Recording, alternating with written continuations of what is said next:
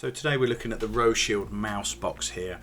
On the front of the box here is all the safety information that is required. We've got these two fixing holes as well, which enable you to anchor the bait should you wish. Here's the key. That's going to fit in the front here, and that enables us to keep the bait nice and secure within the bait box.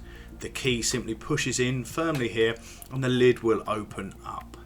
Inside the box we can see some of the features of the bait box. We have the spike at the front here, which we can use to anchor the bait, and we have these baffles here which help to keep the bait in the bait box and help stop fingers and non-target animals getting access to the bait whilst focusing the mouse into the bait box. We've got different types of formulation we can use.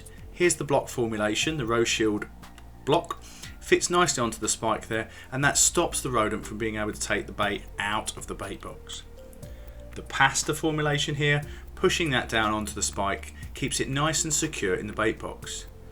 When the lid's closed, we can now start to think about where we're going to position the bait box.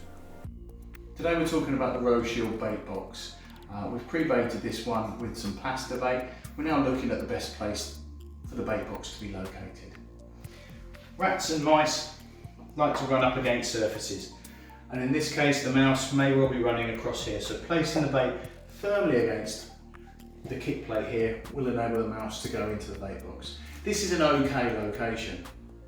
It'd be a much better location if we were able to place the bait box right underneath the kitchen unit here,